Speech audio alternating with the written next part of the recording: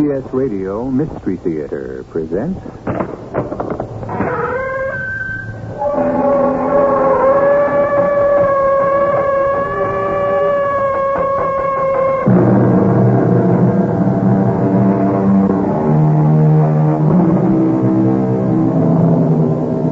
Come in. Welcome. I'm E.G. Marshall. We have men and we have women. Therefore, we have marriage. Of marriage, it is said, how many torments may lie in the small circle of a wedding ring. On the other hand, we hear of wedded bliss. Even the book is seemingly ambivalent on the subject. It is better to marry than to burn, and it is not good that man should live alone. What does it prove? The old proverb, if you're out to beat a dog, you can always find a stick. You were always the most stupid man in town, Bobby. Oh, now that's going a bit far. Well, you could never do anything right. Why ain't you being just a bit hard, Woody? No, and it's the truth. You could never even do the simplest thing. Now, Woody, you're losing your temper. To take dying now, anybody can do that, but not you. Oh, you're being unfair. Well, what's more simple than being dead? Nothing. It takes no ability, no training, no preparation. And yet you can't even do that. You have to come back to life.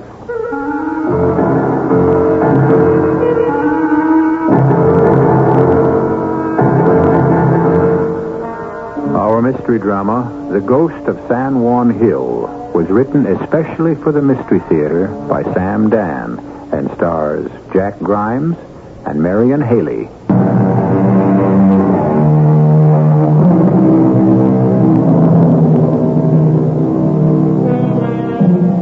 One prediction may be made with absolute certainty concerning any war, and that is, not all the boys who go marching off to it will come marching back from it. Some will come limping back, others will be carried back, and then there are those who will never come back at all. And the world shall go on. Getting down to specifics, the world is going on without Trooper Bobby Halstead, who charged up San Juan Hill with Lieutenant Colonel Teddy Roosevelt. But unlike Teddy, he never did reach the top. Well, could you expect a woman like Mariah, in the full flush of her radiant beauty, to remain a widow for the rest of her life? After all, she has cherished Bobby's memory for 3 long, lonely years in her fashion. Mariah, my dear, may I have this waltz? Woody, oh, you mustn't dance with your bride-to-be the night before the wedding. Is that a fact? Well, you shouldn't even see your bride-to-be the night before the wedding. Oh, is that a fact? I mean, we shouldn't be having this party. I mean, a thing like this, it just isn't done. Oh, you mean it's against the rule? Well, Folks like us don't have to follow the rules. why don't we? Because the rules are made for average, ordinary, everyday people. Uh-huh. Well, I always thought of myself as just folks. Oh, you were never just folks, Mariah. Even when you married Bobby Halstead, you married beneath your station. Oh, everyone thought I married above my station. Bobby's pa worked for the railroad, and my pa... Oh, now, he had an unfortunate illness. He was the town drunk. Well, that's all so far behind you, my darling. I suddenly decided to have this party the night before the wedding. Why, Woody? Why? Because I don't want anybody for miles around to get any sleep tonight. Well, why should anyone miss out on a night's sleep just because you and I are getting married? They'll be too excited to sleep after I make my announcement. What announcement? This announcement. Ladies and gentlemen, may I have your attention, please? Please, ladies and... My friends, I have an announcement to make. I have here a telegram. I should like to read it. Quote, shall be delighted to attend wedding and give bride away. Delighted. Signed, Theodore Roosevelt. Yes, indeed, ladies and gentlemen, the President of the United States. Woody! Oh, it's Oh, Woody, is it true. My darling Mariah, Bobby died in Teddy Roosevelt's arms on San Juan Hills. He felt like a father to Bobby, and therefore to you. And he's going to give me away tomorrow. My dearest, see what begins to happen when you decide to marry me. All the strange and wonderful things.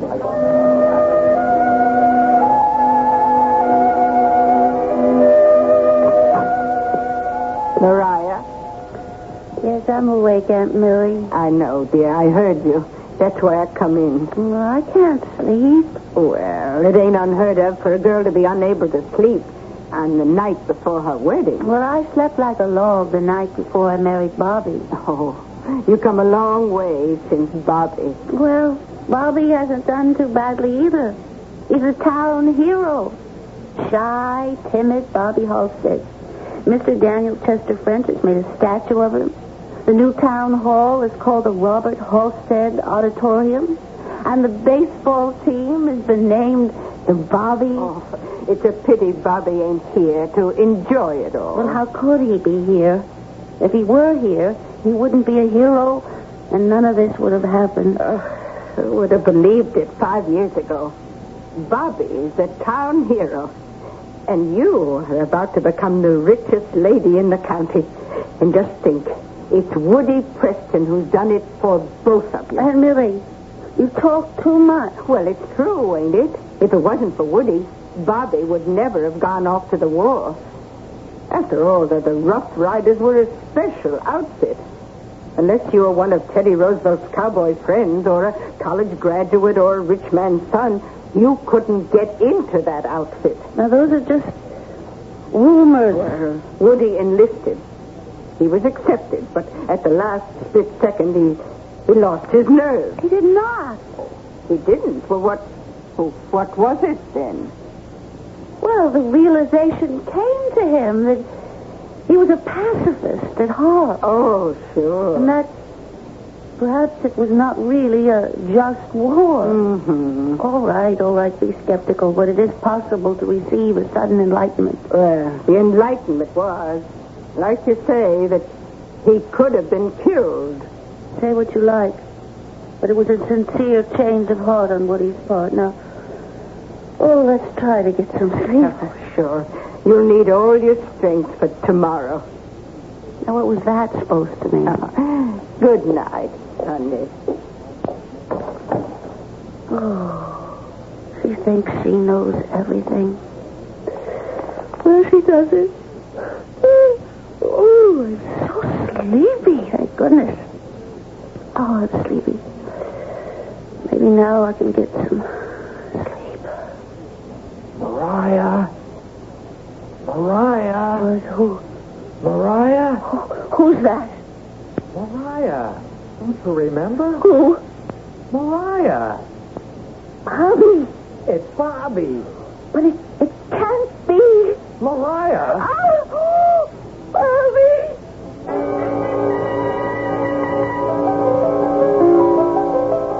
Now, dear, just drink this. Oh, I tell you, Aunt Millie, he was Nice warm milk. I heard him, plain as I hear you. With a little something in it to give it a jolt. It was Bobby. Now, drink it down. All of it down. That's it. Oh, just as plain as day there it was, his voice. I heard him say Mariah, the way he used to say it, that same breathy way like he had a cold in his nose. Now, Mariah. Which he usually did. I heard him. You were dreaming. I was awake. You couldn't have heard him. He's dead. Oh, I see. You're saying he's a ghost. Yes. But there ain't no such thing as a ghost. Well, I used to believe that myself. Now, let me tell you what it was. Now, we were talking about Bobby, and you fell asleep, and you dreamed. No, you don't understand. Bobby's ghost was in this room. Now, Mariah, I won't let you talk such foolishness. Well, I'm being punished. Child, what are you saying? Punished for what? Well, read in your Bible about David and Uriah. So what's all that got to do with And David did lust after the wife of Uriah. And so he sent Uriah into the thick of the battle. What are you talking about? Woodrow Bennett saw me walking on the street, and he wanted me. I won't have a niece of mine using them words.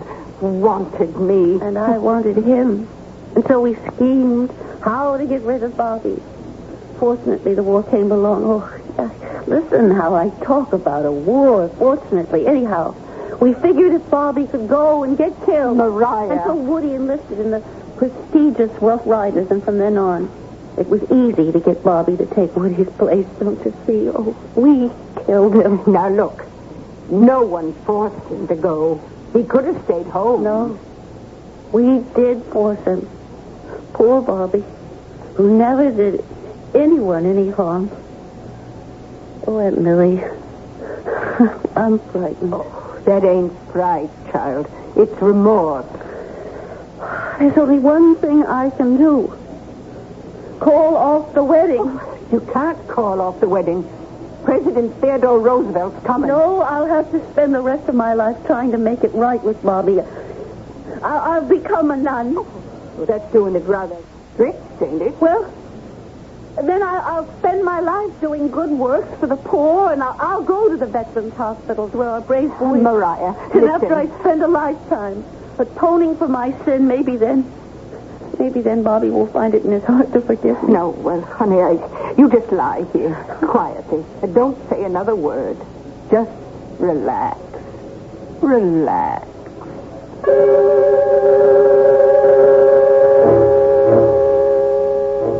Woody, don't you tell me it's my imagination either. No, my darling, but Mariah, do you believe that we schemed and plotted to get Bobby killed? I do. How can you say that?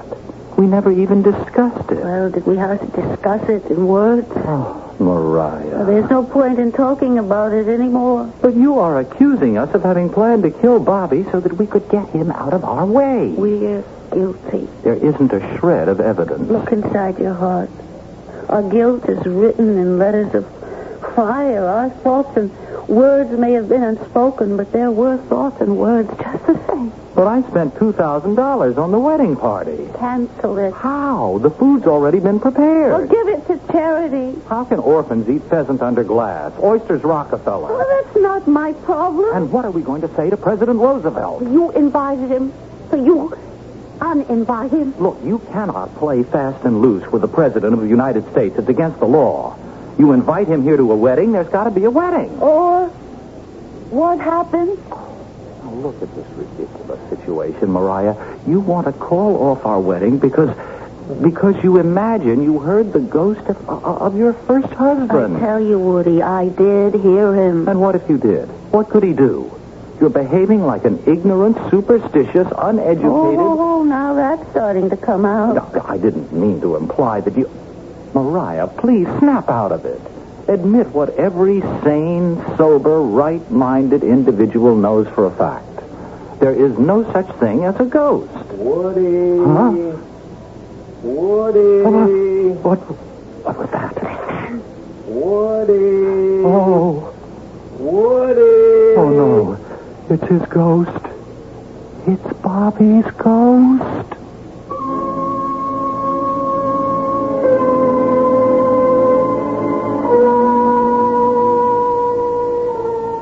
There you are, friends.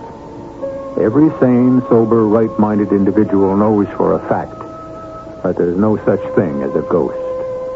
Until, of course, he is confronted with one. Then, what does a sane, sober, and right-minded individual do? What can he do?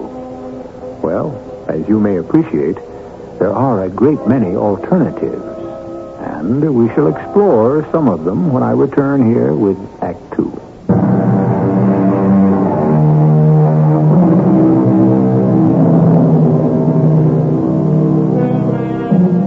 The dead, we are given to understand, leave us forever. We, when our time comes, will go to join them. They, on the other hand, can never return to join us. The proposition seems so elementary and basic that one could hardly call it a question. And yet, what has been happening in Mariah Halstead's bedroom? Not only has she heard the voice of her dead husband, Bobby, but her future husband, Woody, has also just heard it. Woody. It is he. It's him. It's Bobby. I told you. I told both of you. Now, what do you say, Woody? And you, Aunt Millie? Land sakes alive. Bobby? Is that really you? It's me, Woody. Oh, no. Oh, no. Oh, Bobby, forgive us. Forgive me. I mean, please, forgive Mariah. Oh, sure. Sure, I forgive you.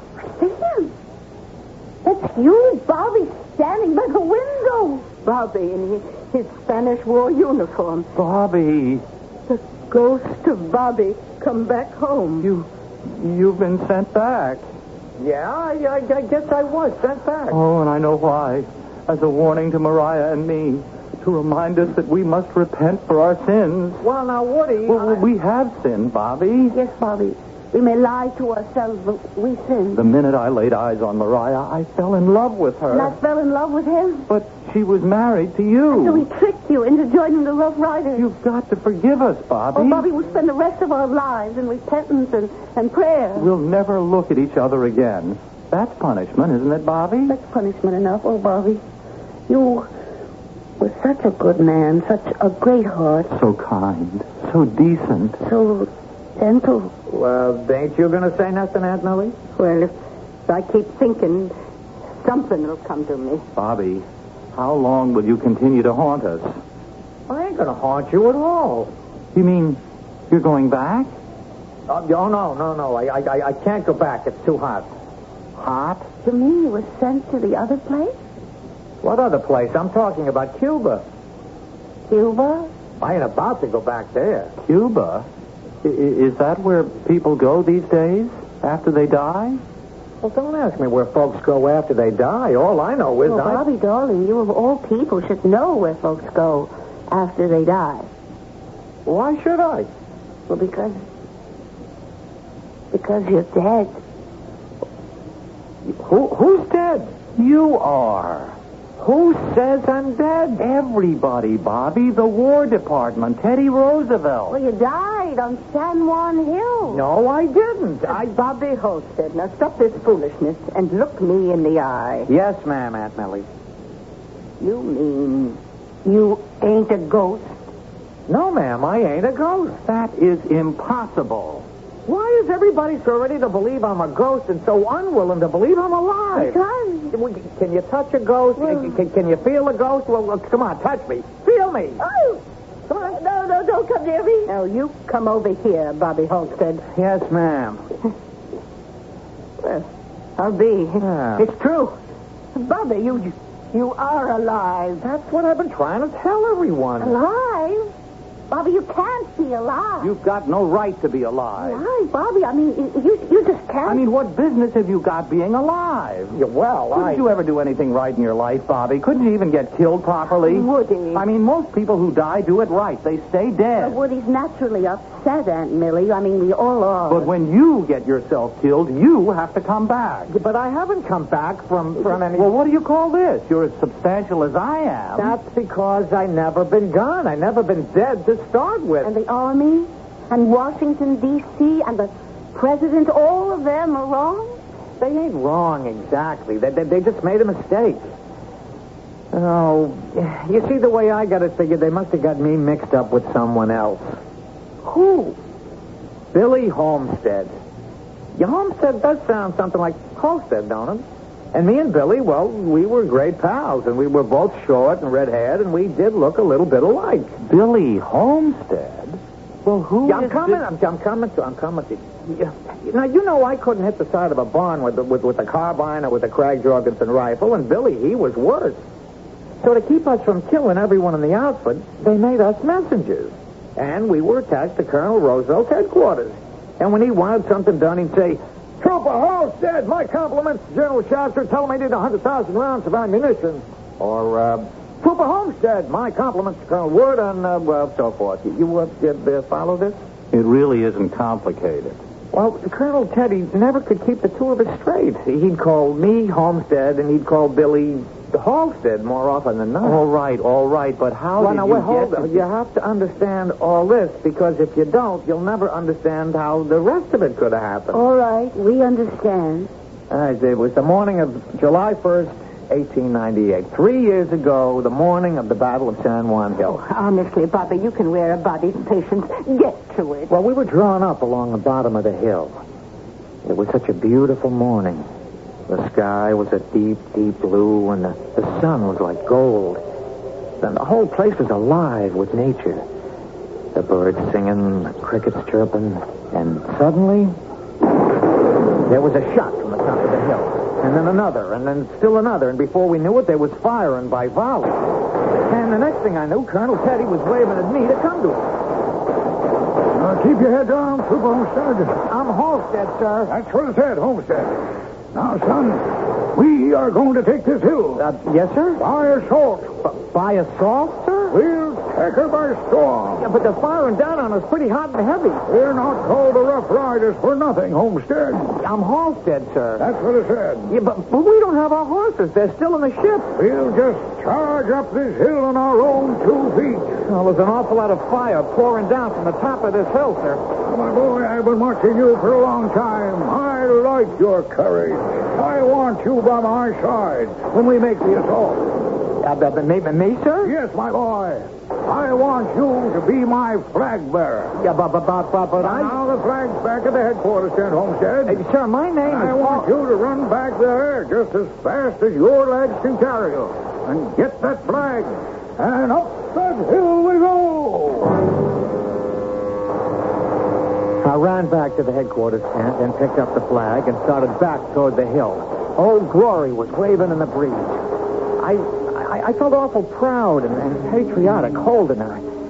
And then as I approached the hill and heard the firing, I suddenly become frozen stiff with fear. It was bad enough running up that hill with just that Craig Jorgensen rifle in your hand, but with the flag, I'd be a target for every sharpshooter in that Spanish line. I'd be killed, and I didn't want to die. No, I didn't want to die, and therefore I knew I just couldn't go back there, back to Colonel Teddy's side and move up that hill with him. But he had given me an order. I had to obey. What was I going to do? If I charged up the hill, I'd be killed. If I didn't, I could be shot for disobeying. And one way or another, I was sure to be dead. And so I stood rooted to the spot. And then he'd come running by me, and I was safe. Hold there. Billy Olmsted. Why, Bobby Halstead, what are you doing there? Oh, I got the regiment flag, and I'm returning to duty. We're taking San Juan Hill today, and I'm to be the flag bearer. You? Who said you was to be the flag bearer? Well, I'm the one who got the flag, ain't I? Who told you to get the flag? Colonel Teddy. Colonel Teddy told you to get the flag? Well, yeah, well, never mind. Well, never mind what? Well, the truth is, No, it ain't important. But what ain't important? What counts is I got the flag, and I'm the flag bearer. Well, I don't know. There's something fishy here, Bobby. Well, I'm doing this for your own good, Billy. What good? Oh, it's a dangerous job. A man's sure to get killed. Now, what are you keeping from me? Well, Colonel Teddy told me to get the flag, but he thought he was telling you. Oh. Then he wants me as flag bearer. But it's too dangerous. I ain't going to let you risk it. Bobby, hand over Old Glory. Oh, all right. Here she is. Oh, you're a pal, Bobby, a real pal. I know being flag bearer would mean a lot to you. Well, maybe next battle. Oh, you didn't have to tell me. Why, you could have hogged the whole honor for yourself. Well, I guess our friendship means more to me than any chance for honor and glory. But I'll never forget you for being so true-hearted and generous, Bobby. Well, he took Old Glory, and he run her back to where Colonel Teddy was waiting to start the charge. And then I could hear the bugles. And with Colonel Teddy leading the way and Bobby Homestead beside him holding the flag, the Rough Riders just stormed up that hill into the teeth of the shot and the shell. It was a heart-stirring sight, especially for a fellow that was safely out of range, because I wasn't going up there. Wild horses couldn't have dragged me up there. Then I saw the flag fall down. Billy. And I felt a dull, heavy blow against the back of my head, and for a long time it seemed like I didn't know nothing at all, and then I opened my eyes and I was lying on a bed in a little room. Tío Salacaín, deja de dormir. Eso. What happened to me? Oh, es americano. Where am I? You are in my house, senor. Who are you? A friend. Call me Tio Salacain, Uncle Salacain. And this is my niece, Anita. My head. Oh, you should not try to talk. Senor, we found you on the battlefield. Near the battlefield. A stray shell fired from one of the American ships in the harbor. I don't remember. You should rest. The harbor? What harbor? What battlefield? Where am I? In Santiago de Cuba, senor. Cuba? Ain't there a war with Cuba? No, with Spain. That's it. I must be an American soldier. Why don't I remember? You are becoming excited. I know. Look in my pocket. Your pocket? In my pocket, I got my pay book, my soldier's pay book, in my shirt pocket. Your shirt? My clothes. Where are my clothes? What happened to my clothes? Well, it seems that when we found you, Senor, you were... Naked. I am ashamed to say, senor, that there are people who are very bad people. They prowl the battlefields and they rob the dead and the wounded. Oh, yes. Well, call the United States Army. Bring me to the man. That might not be good for you, senor. Why? Well, there are so many deserters and smugglers and criminals that until you can prove who you are, it may go badly. Oh, yes, we have seen them hang people. Just because you are an American does not mean you are an American soldier. Think. Can you recall anything about yourself at all? I can't remember anything. I don't know who I am. What's going to become of me?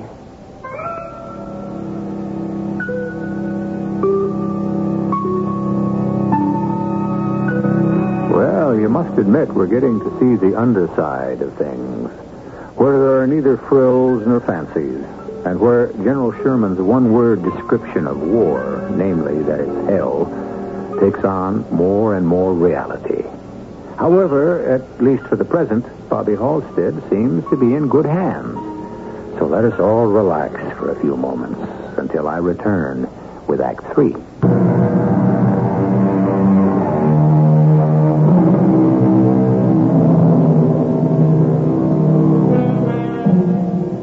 War will throw everyone and everything into a state of disorder and confusion.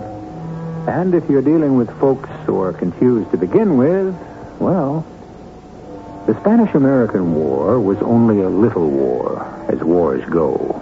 But it has already disrupted the affairs of all the characters in our story. To continue the confusion... What's to become of me? Well, senor, in time you may recover your memory. Time? How much time? A few days, several weeks, if not 4 or 5 months, perhaps. A year or two, if not more. And meanwhile, I'll probably be listed as a deserter. That is possible. Unfortunate, but possible. Oh, great. Oh, this is great. And then when I remember who I am, I'll report to the United States Army and be court-martialed, maybe even shot. Oh, perhaps not. What do you mean, perhaps not? You think they'll believe I lost my memory? They'll say, no, you did it to get out of fighting. On the other hand, when and if you recover your memory, it may turn out that you are not a soldier at all. Perhaps you are a smuggler or an escaped American criminal. Oh, that's fine. Oh yes, that's just dandy. But what am I going to do? Do? Why, senor, do nothing. It is quite pleasant here, and I and my niece Anita shall do everything in our power to see that you are comfortable.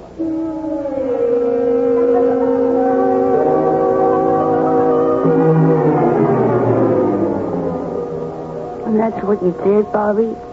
You stayed in the house with that girl? Well, what else was I to do? But you were a married man. Her uncle was there. He was a chaperone. No, I suppose she was beautiful. Oh, yes. She was. She truly was. And what happened was she fell in love with me. Bobby Holstead. Yeah, I'm trying to tell you the truth. I was forced to stay there. I had to be in hiding till I could find out who I was. And so, well, what? one thing led to another. That's all. Cuba is a very romantic country. I mean, 3 years had gone by. 3 years. I was sick a long time. I mean, I'd been hit in the head, you see.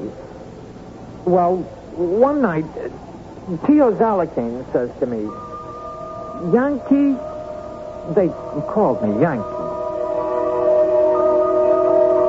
Yankee, we must give a thought to your future. Well, that's what I've been doing all this time, Tio Zalakin, just sitting and sweating about it. Well, suppose you never find out who you are. I've got to, Tio. And yet so much time has passed. Who can guarantee the future? Oh, nobody, I guess. Ah, but you are wrong. I can. Huh? You see, when I saw you lying there on the field of battle, I said to myself, there is a fine young fellow. Did I not say that, Anita? Oh, yes, Theo. You did say that. And I further said, if this one lives, he will make a good husband for my niece, Anita. You remember, Anita, I said that. Yeah, but I don't know if I... If you love Anita, who says you have to love her? Could you find anyone prettier than Anita? But it's of no use. When Anita wants something. I appreciate her affection and all. When Anita saw you lying on the battlefield, she said to me, Tio, I want that one. You know, Senor Tio, something bothers me. You told me that after a battle, all kinds of thieves rush onto the field to strip the bodies. I believe I said that, yes. What were you doing on that battlefield?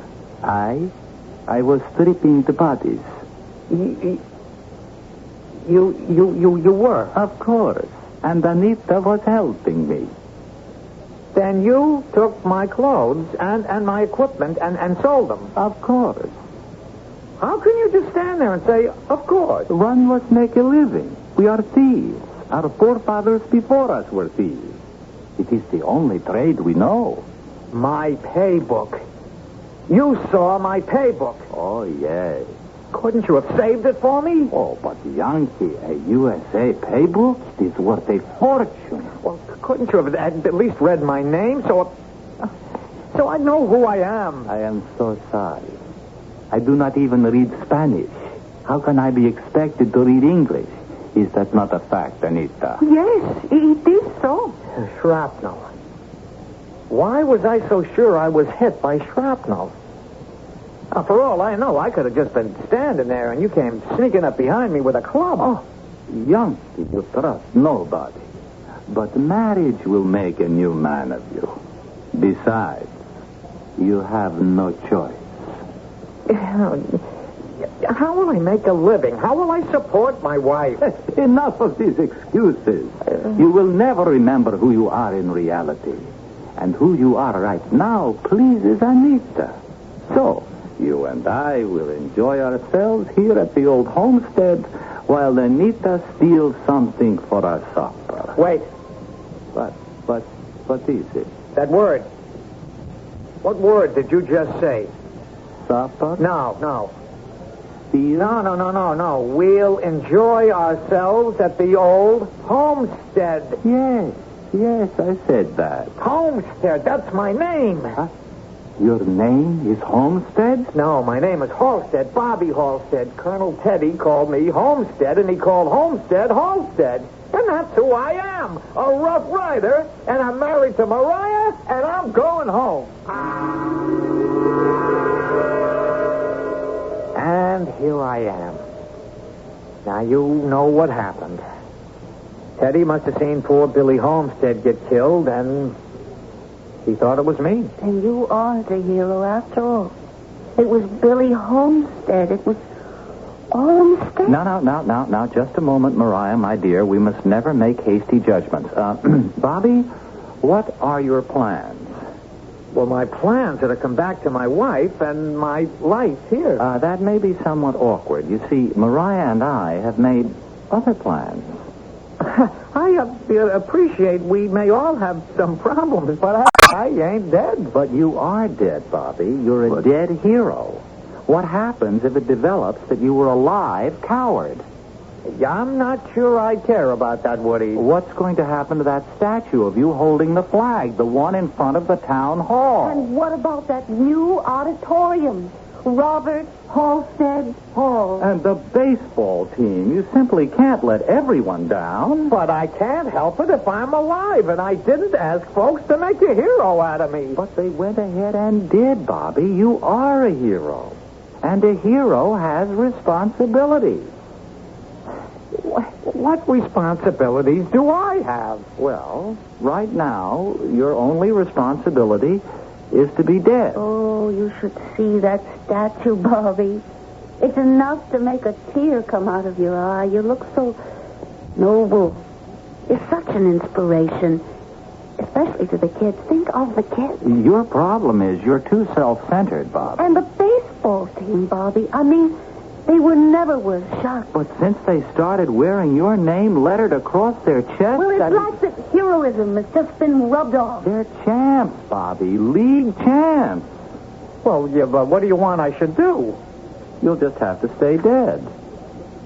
So you and Mariah could get married. Oh, Bobby, darling. Are we asking this for ourselves? It's for you. For your name, for your reputation. Yes, this thing is bigger than all of us. That's why you'll have to stay dead. I ain't doing nothing of the kind.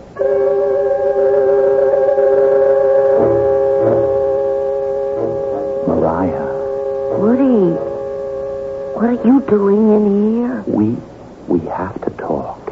He refuses to listen to reason. Well, he's got his side of it, too. Now, Mariah, if you're going to go and consider everybody's side, we'll never get anything resolved. Well, what do we do? Well, I was thinking, Bobby is officially dead. And so, just for example, if he were to die tonight, for instance, I mean, no one would know to miss him. If Bobby would die... Well, if he were to have an accident... Like what? Like he could be cleaning a gun. Are you saying we should murder Bobby? You can't murder a dead man.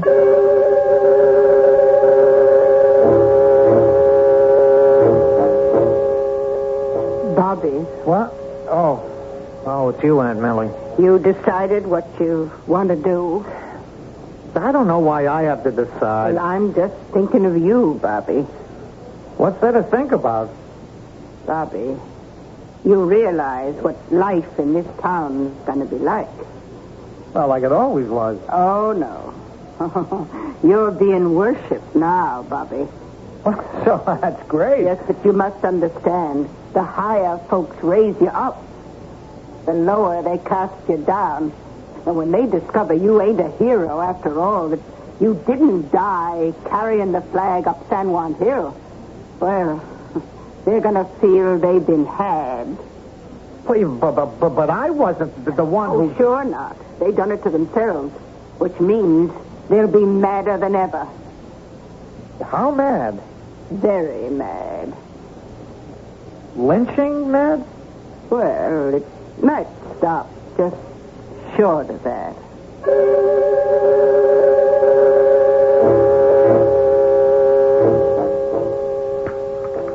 Well, we have to settle this. Oh, not till everybody's had breakfast. Aunt Millie, President Roosevelt's going to get here any minute. Bobby, don't you see how many people you'll be putting out if you spoil the wedding? Yeah, but what happens to me? Well, you can go back to Cuba, to your lady friend, Anita. That wasn't my fault. No likely story. Well, look at yourself. You were fixing to get married. Well, that's different. Now, listen. Do you hear that noise? It's the president. He's coming up the street. Now, Bobby, please be sensible. You can't come to life. You must do this for your country. If you come back to life, then every hero will be suspect. Think of the children, the school children. But what happens to me? How am I supposed to live? Anybody think of me? It's like the morning at San Juan Hill all over again. If I carried the flag, I'd be killed as a hero. If I refused, I'd be hung as a deserter. The same thing now. If I say, here I am, Bobby Halstead, the townsfolk will get mad enough to lynch me. If I don't, I'll starve to death. Well, good morning. Delighted to be here. Delighted. Mr. President. And there's the beautiful bride, widow of the great hero, Bobby Halstead. Oh, his last words were with you, my dear. As he died, he whispered, tell her I loved her. Say, what's this? Who's this? It's Homestead. Trooper Billy Homestead. But sir, I know who you are, Trooper Homestead. Why, they said you'd fallen to San Juan Hill, too. Oh, you're a sight for sore eyes, Trooper Homestead. Yeah, Mr. President. Not Mr. President, but Colonel Teddy. I remember the talks we had late at night, Trooper Billy. How you said if we both lived through the war, you'd like to drive my carriage.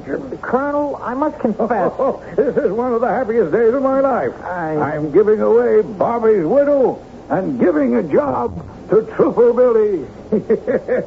And you're going to take the job, aren't you? Sir, That is an order, Trooper Billy. Oh, yes, Trooper Billy, I miss Trooper Bobby. Oh, how I used to get you two fellas mixed up. That is, I let you think I did because it amused you.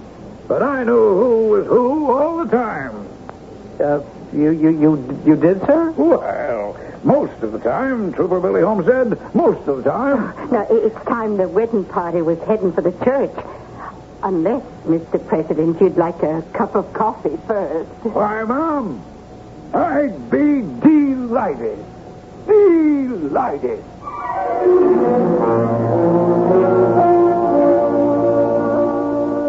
And so they were married. Mariah and Woody, that is. All of which goes to prove that a little bit of mistaken identity here and there can sometimes be a very beneficial thing. And everything was, you must admit, settled to everyone's satisfaction. Bobby retained his own reputation as a dead hero and lived a satisfactory life at the same time. I shall have some more satisfactions for you in just a few moments.